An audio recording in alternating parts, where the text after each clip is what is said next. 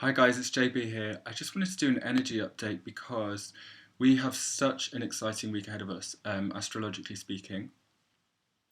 We're moving out of some really intense and confusing energies, actually. I mean, we've got this backdrop of the Uranus Saturn square, which permeates the whole of the astrology for 2021, all about this archetypal freedom versus slavery dynamic which is going on in the collective. We're also just coming out of this Mercury retrograde with the Mercury squaring Neptune, so that was a very confusing energy. And then this Saturn opposition to Mars last week, which was very much about that, yeah, that self-expression. When do I break free? When do I restrict myself? Maybe external authorities are restricting me. So we've got this real tense energy that's been going on this year, and inner conflict and outer conflict. But what we have coming up, and it's available to you now, by the way, is this building up of energy with Venus conjuncting Mars, which is going to happen on the 12th and the 13th of July. And on the 12th of July is the peak, really. I love this day because we've actually got the moon that's in on the action as well. So I want to break this down for you. When Venus and Mars become conjunct, what we're talking about are relationships and how we do relationships. When any two planets become conjunct, it's like, when the sun and the moon become conjunct, that's a new moon, so it's a time to plant seeds for the next cycle that's about to come through.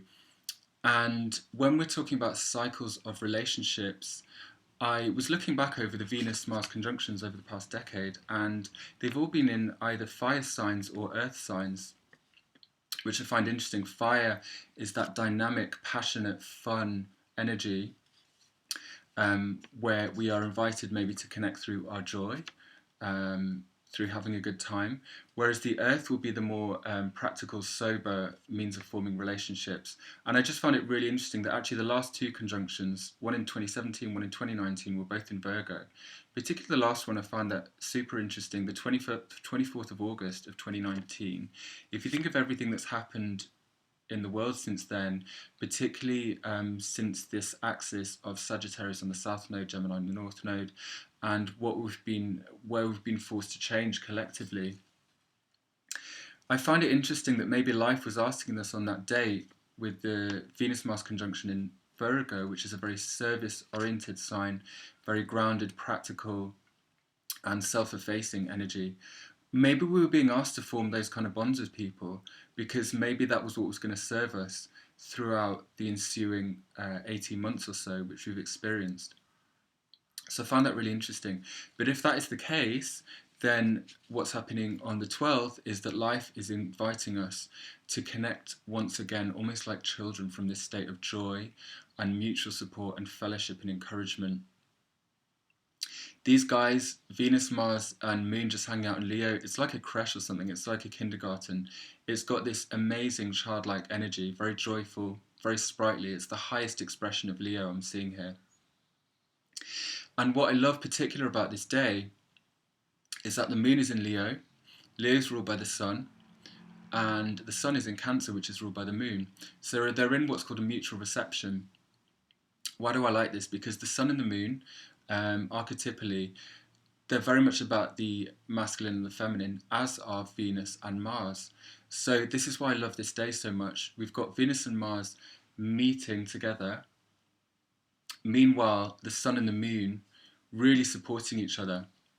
And all of the personal planets are gathered very closely among these personal signs, these signs of Cancer and Leo. Now, according to some people, Cancer represents Mary Magdalene and Leo represents Jesus. And I mean, whether you believe that or not, I love this energy because there's this sacred union of the inner divine masculine and divine feminine, which is so active that day. We've finally got a breather from these heavy outer planets, right? I mean, we're still feeling the knock-on effect of the Saturn Pluto conjunction last year. Then we got the Saturn square Uranus all of this year. So some really, really heavy energies. And this is just a perfect week, perfect opportunity for an explosion of love and joy and fellowship and freedom. As I said, it's going to be valid for about a week or so, but just be careful to really rinse it, really make the most of it, because on the 17th we've got the Sun in Cancer opposing Pluto in Capricorn.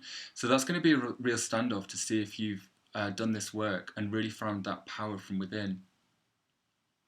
Because Sun opposition Pluto can bring in power plays and struggles and maybe those kind of confrontations with authority figures in the 3D. So I just think this is a golden moment that we have here. We also have some very supportive trine action. As I said, we've been talking a lot about squares in 2021. But when this is all happening, we've got the Sun at 20 of Cancer, making a beautiful trine to Neptune at 23 of Pisces. So the trine in itself has quite a watery energy. It's all about flow and support. And here we have the Sun finding that incredible. Neptune, in the highest sense, can be our connection to the divine feminine and just source in general, whatever you want to call that. And this is being very strongly supported on that day.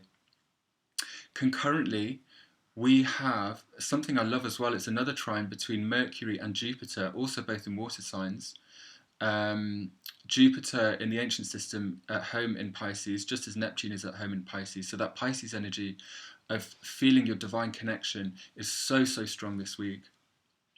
And the reason I love the Mercury-Jupiter trine is that they are the rulers of the respective nodes, the north node in Gemini and the south node is Sagittarius. Now, if we see these nodes as the north node about where we're pushing towards, and the south node as things we're invited to let go of because they're not in our highest purpose, how amazing is this that the respective rulers, Mercury ruling the north node, Jupiter ruling the south node, for this day that we've got this amazing, joyful energy that we can access, they are in this trine relationship, both in water signs as well. So my take on this is that there's a real ability to harmonize the past and the present, right, which is the south node and the north node, where we've gone and where we're going to. So I really want you to make the most of this over the next few days before we get this Sun-Pluto opposition. I was walking around the block the other day and there was a church at the end of my street and there were loads of people standing outside and just singing, and I just thought that was a beautiful expression of this Venus-Mars conjunction in Leo. I'm also getting the image of the Queen of Wands in the Rider-Waite deck because she's a Leo energy, but the thing I love about that with this on that particular day, the 12th of July, when the moon's in on the action, is that she's got this black cat which represents her intuition and her inner knowing. So we've got the fire, we've got access to the fire, but we've also got this very, very strong water energy which provides a stable subcurrent. It's like this psychic stability we've got underneath it. So really make the most of this. It's one of the few opportunities we have this year for just pure joy, pure self-expression, coming together, being like children. And that is the most empowering way to be this week, particularly when you look at the table of rulerships as well, because the sun and the moon, they're a mutual reception on that day right at the top there. So thanks for tuning in. I hope you have a really wonderful week, and I look forward to catching up with you soon.